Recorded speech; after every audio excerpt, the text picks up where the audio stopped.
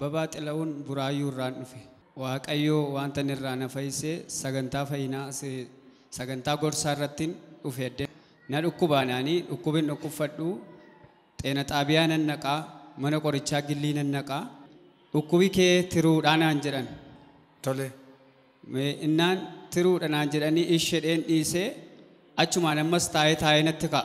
Taa'ee natti ka'a gaafa natti ka'u hin dhiitaa na gubaa bakka danda'een ciisu. Tole. Danda'een dhaabadhu waan nyaadhu nan cannaqama ammas gaafa deebi'ee mana qorichaa gillii deemee qorachiisu tiruudha dhukkubi kee kuni dhiitayeera biitayeera naan jedhan. Tole. Innaan akkam gochuu danda'ama rennaan xeena xaabiyaatti deebiiti waraqaa barreessiiti gara Phaawulosii deemi naan jedhan isaan. Tole. Innaan bakka hanachi naquu ifa fayyinaan deema waan jedheen. Hammamiif sirra ture gaama dhibeen tiruu kun hammamiif sirra ture? Ji'a 8. Ji'a 8 guutuu sirra ture jechuudha. Tole.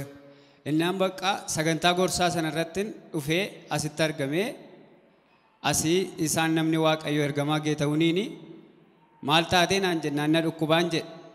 Innaan sayidii dibataa natti dibanii bilisa baateetta naan jedhan. Tole. Achumaan bakka isheen nan galee galgaluma sanaa kaasee narraa dhaabbatee nyaata san dur nyaachuu dadhabe nan nyaadhe buna naannaa waggaa 8 dhiisillee nan dhuge. Tole.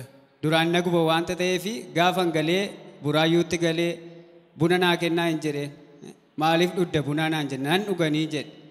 Kana booda buna naa buusanii buna nan dhuge buna shiinii 4 dhuge al tokkichatti. Tole amma ofii keetii ilaalamtee dhibee kanarraa bilisa taate? Ilaalameera bilisa ba'eera Waaqayyo. Maal siin jedhe manni yaalaa? Amma fayyiteetta sirrateera eessa dhattee naan ani bakka iddoo kadhannaan deeme malee iddoon biraa iddoon naqeen qabu Waaqayyoodha kan na fayyisee naan silayyuu kan isa beektu maal hojii dhuftee naan jedhan. Harka keessan itti buusame Waaqayyoof galata. Waaqayyoof galata.